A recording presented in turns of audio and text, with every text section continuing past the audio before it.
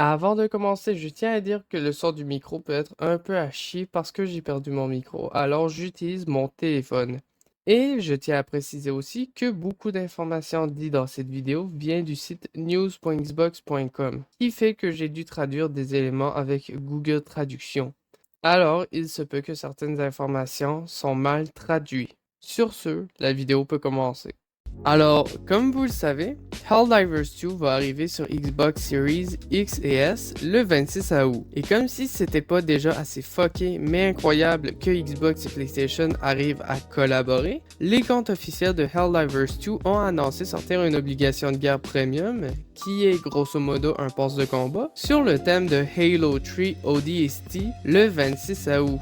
ODST qui signifie maintenant sur Helldivers 2 Obedient Democracy Support Troopers, ou en français ça donne quelque chose du genre troupes de soutien obéissant à la démocratie.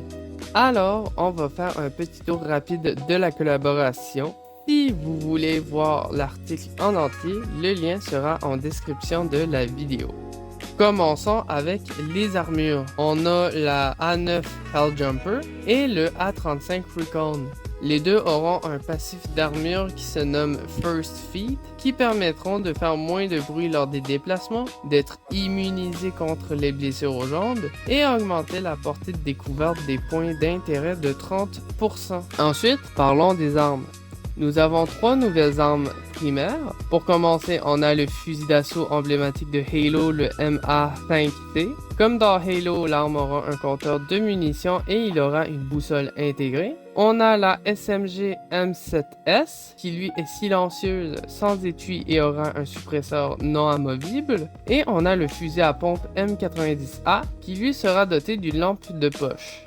Alors, bien sûr, il reste encore une arme à parler, et c'est une arme secondaire, qui est un pistolet M6C/SOCOM. C'est une arme silencieuse, équipée d'un laser et d'une lampe de poche. Et, pour la première fois, ça sera une arme avec un suppresseur de bruit. Alors, ce n'est pas tout, parce qu'il y aura aussi deux capes, un du nom de Eye of the Clandestine, et l'autre qui se nomme Honored Heirloom.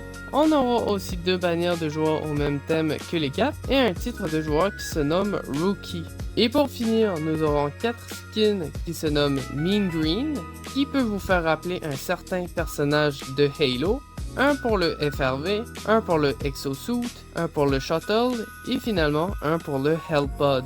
Alors, pour la première fois, l'obligation de guerre premium sur le thème de Halo va coûter 1500 super crédits, soit 500 de plus que les autres avantages de guerre qu'on a en jeu. Mais bon, si vous avez vu ma précédente vidéo sur comment obtenir des super crédits gratuitement, il y aura des chances que vous obtenez cet avantage de guerre gratuitement ou pour moins cher. Maintenant, vous savez tout sur cette collaboration inattendue entre Helldivers 2 et Halo ODST.